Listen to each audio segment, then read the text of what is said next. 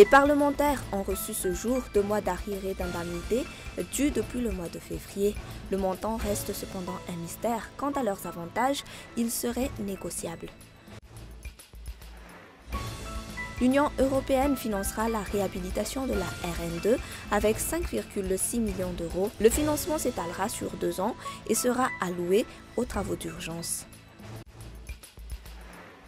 En Turquie, au lendemain d'une manifestation sur les lieux du tram minier de Soma, violemment dispersé par la police vendredi, un incendie s'est de nouveau déclaré. Les opérations de secours ont été suspendues avec un dernier bilan de 301 morts.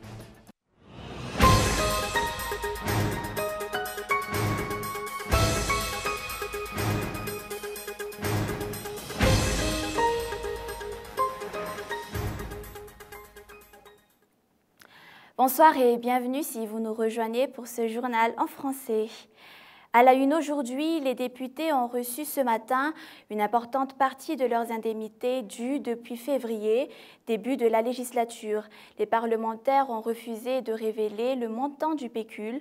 Le mois de mai n'est pas encore soldé. Quant aux avantages qui alimentent la polémique, le gouvernement affirme qu'il révèle du négociable. Reportage de Erniri Narabari. Il s'agit des arriérés d'indemnités dues à compter du mois de février, soit 85 jours, plus les indemnités pour les 19 jours des 3 sessions extraordinaires.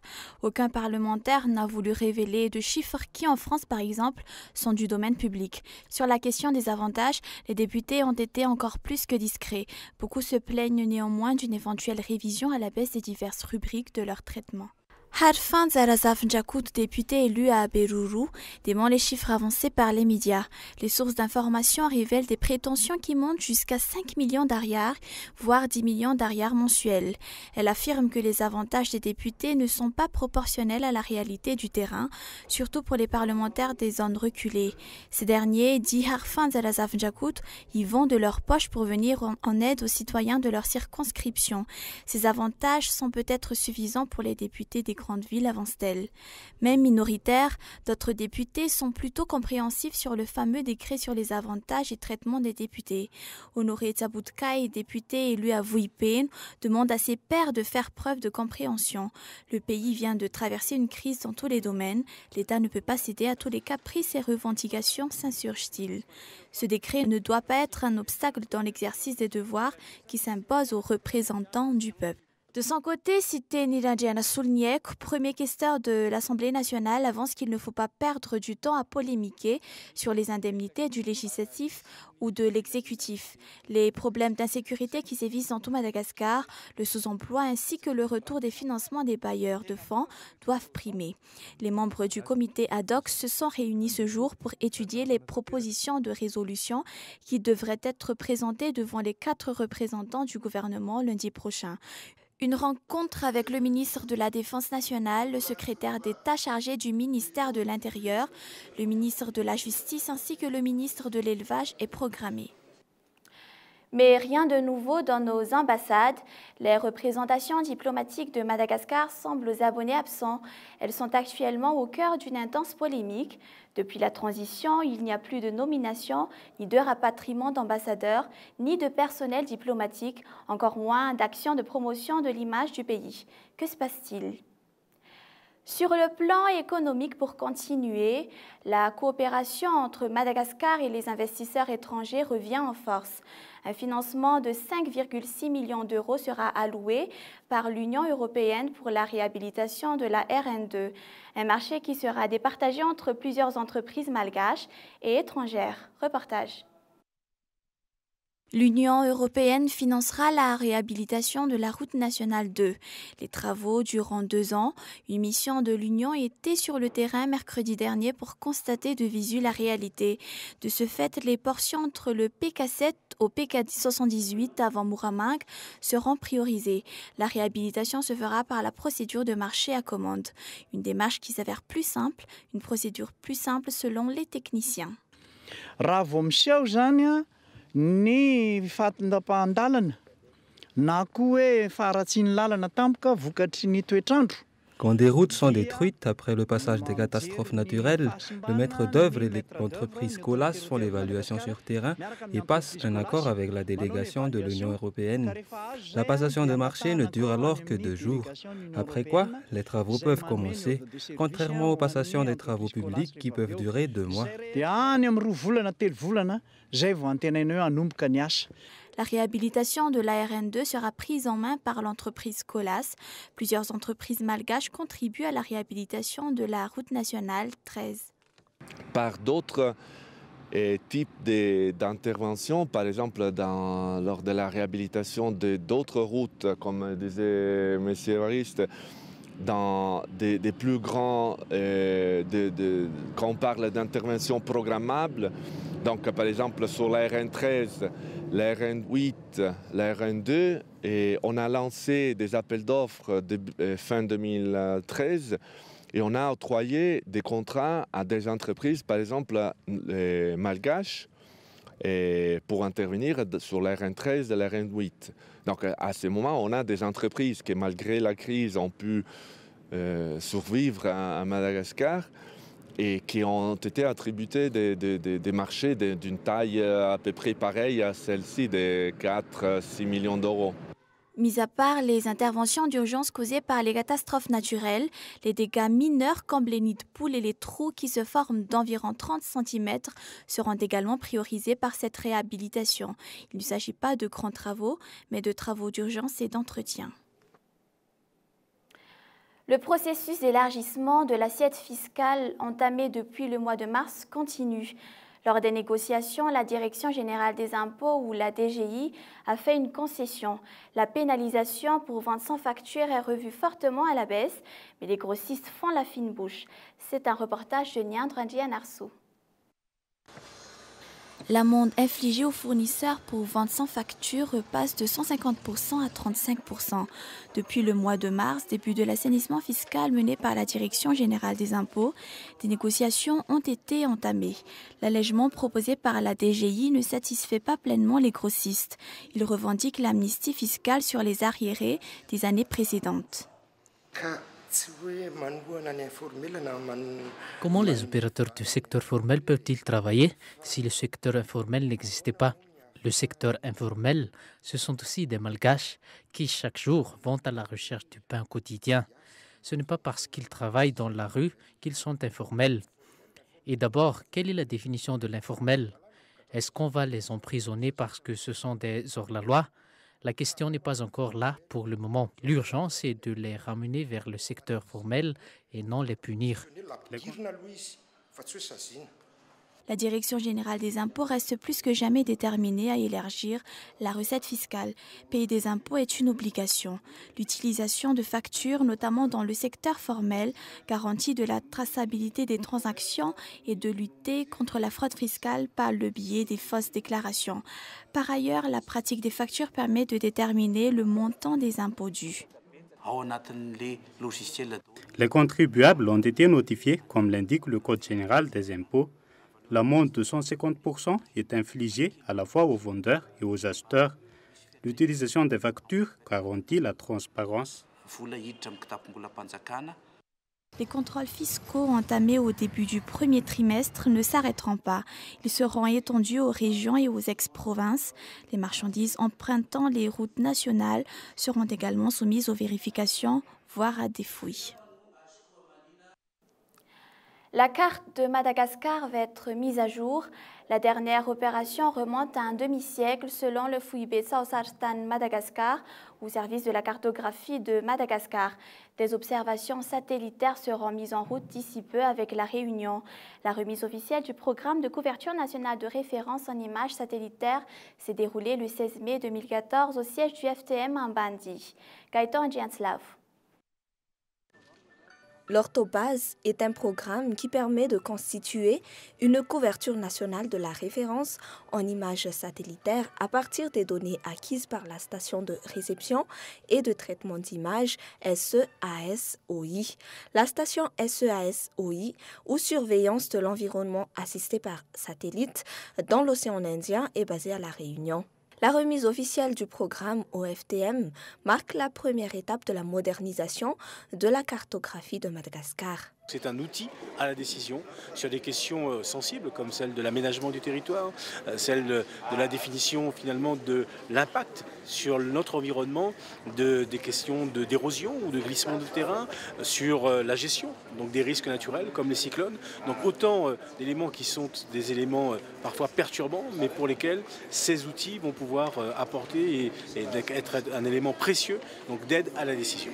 La décentralisation fait partie de la politique générale de l'État. Elle commence au niveau des Fouktagnes, puis des communes et des régions. L'exacte délimitation des 22 régions, des 1557 communes rurales et urbaines, ainsi que des 17 485 Fouktagnes existants à Madagascar, relève de la nécessité pour un développement durable. Disposer d'une cartographie formelle représente des avantages considérables, surtout en matière de gestion foncière. D'après Franck Razaf-Njabé, directeur général de l'Institut géographique et hydraulique national de Madagascar, cette couverture nationale actualisée permet de continuer la mise à jour de la cartographie de Madagascar. Il permet également d'avoir un référentiel solide et des informations géographiques précises. Mais un important essaim de cricket est entré dans le district d'Ambujachim cet après-midi. Il a passé 2 heures à Pingabé avant de prendre la direction ouest. Selon les estimations des habitants, les criquets passeront probablement la nuit dans le Fouktan de Manzaka-Est. La population est essentiellement composée d'agriculteurs éprouve la plus grande appréhension pour les cultures, surtout pour le riz, qui entre actuellement dans la période de maturité. Les habitants les protègent par les moyens traditionnels. Ils allument du feu, voire brûlent les herbes sèches qui couvrent des tannettes ou crient, agitent des draps ou battent des bidons vides pour éloigner les nuages de criquets et les empêcher de se poser. Sur le plan social, pour continuer, des étudiants d'ANCATS ne sont pas du même avis que le président de la République qui voudrait, semble-t-il, exclure les étudiants de la commission d'attribution de logement. Aujourd'hui, une vingtaine d'entre eux ont érigé un barrage et pendant 4 heures, ils ont bloqué l'accès au site universitaire d'Antananarivo. Ils revendiquent leur maintien dans la commission d'attribution. Les responsables du centre régional des œuvres de l'université d'Antananarivo déclarent que jusqu'ici, aucune décision n'a encore été prise sur ce sujet. Reportage. Ils viendraient des 17 régions. Bloquant l'accès au campus, une vingtaine d'étudiants ont provoqué un énorme bouchon sur la route de l'université. Ils réagiraient à la déclaration du président de la République selon laquelle les étudiants ne feraient plus partie de la commission d'attribution de logement. Les membres du CROA sont venus sur les lieux arranger la situation et essayer de convaincre les étudiants de lever les barrages. Le directeur du CROA explique au téléphone qu'il n'y a rien encore de défini et qu'aucune entité n'a été exclue. Prochainement, une assemblée constituera une commission à laquelle participera toute partie prenante, représentant l'État, ministère de tutelle, la commune urbaine d'Antananarivo, la Dzirama et aussi les étudiants. L'école primaire d'Andavamambe a bénéficié d'un resto du cœur offert par le Rotary Club Ivange en partenariat avec des entreprises privées. 4000 plats de riz accompagnés de viande de bœuf et de grains secs ont été servis non seulement aux écoliers mais aussi aux riverains les plus vulnérables. Sur plus de 1000 enfants inscrits à l'école primaire publique d'Andavamambe, plus d'une centaine ont abandonné quelques mois avant la fin de l'année scolaire. L'école ne compte plus qu'environ 900 écoliers. La directrice affirme que sous-alimentés ou malnutris, les enfants des familles défavorisées ne sont pas motivés pour continuer leur scolarité. La majorité de leurs parents exercent des petits métiers peu valorisants, lavandière, tireur de pousse-pousse, docker ou marchand à la sauvette. Reportage. Nous avons un objectif d'ici 2 ans de fournir plus d'1 million de repas dans tout Madagascar. C'est notre objectif. Le Rotary Club s'engage avec les présidents successifs qui vont me succéder après. Moi aujourd'hui, c'est mon dernier resto du cœur. C'est une émotion particulière parce que je suis président d'exercice jusqu'en juin 2014 et donc c'est vraiment une journée particulière. Hier déjà, on a posé la première pierre pour le PP d'Ivange. Cette PP va se construire dans les prochaines semaines. Il y aura déjà un bâtiment. Aujourd'hui, c'est le resto du cœur 124 milliards repas. C'est vraiment un mandat riche, avec une grande fierté. Et on passe au sport, un écho du rallye Total avant de passer aux actualités internationales. Le duo Boum et Bertin maintiennent la pression avec 2 minutes 32 d'avance sur leurs adversaires Olivier et Ing. Titi et MD creusent l'écart et restent en 3e position dans le classement provisoire. Cette épreuve spéciale et 11 abondants ont marqué la journée d'aujourd'hui. Une dernière épreuve se déroule en ce moment à Ndout à Pénac. Le classement est donc susceptible de changement. Demain, les challengers s'affronteront à Imertiatousk sur un circuit de 54,70 km. Des épreuves spéciales particulièrement dures les attendent. L'équipe vainqueur du rallye sera connue dans l'après-midi. Et place aux actualités internationales pour terminer ce journal. En Turquie, la police a violemment réprimé une manifestation de plusieurs dizaines de milliers d'habitants exprimant leur colère vis-à-vis des autorités, blessant ainsi au moins 5 personnes. Après cette catastrophe minière, le bilan s'alourdit et les autorités parlent de 300 morts. Un incendie s'est par ailleurs déclaré à environ 300 mètres de l'endroit où les mineurs sont prisonniers, nuisant au travail des sauveteurs. Reportage de France 24. Jusqu'à la dernière minute, les autorités ont tenté d'empêcher cette manifestation à Soma. Nous vous demandons de vous disperser. Dispersez-vous, s'il vous plaît, ou nous serons obligés d'utiliser la force. Malgré l'interdiction, les habitants de cette ville endeuillée marchent pour rendre hommage aux quelques 300 ouvriers qui ont péri mardi dans la catastrophe de la mine. Notre douleur est grande. Nous rendons hommage à nos martyrs. Dans cette ville minière, tout le monde se sent concerné par le drame. Mon mari aussi est mineur. Je ne peux pas rester silencieuse. S'il lui arrivait quelque chose, mes enfants deviendraient orphelins. Les manifestants dénoncent les conditions de travail dans les mines dont ils imputent la responsabilité au gouvernement. Nous sommes ici pour dénoncer la privatisation et les conséquences de la sous-traitance du travail minier. Ceux qui considèrent cet accident comme une fatalité n'ont ni conscience ni humanité. Le destin de ces hommes n'était pas de mourir dans la mine. Cette manifestation qui se voulait un hommage pacifique aura finalement été réprimée par la police. Les affrontements avec les forces de l'ordre ont déjà fait leurs premiers blessés.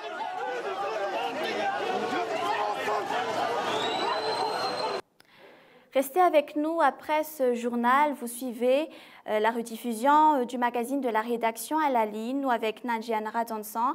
Après cela, vous suivrez la cérémonie de clôture de la rencontre du film court 9e édition. C'était le journal. Merci d'être resté avec nous. On se retrouve lundi à la même heure. Au revoir.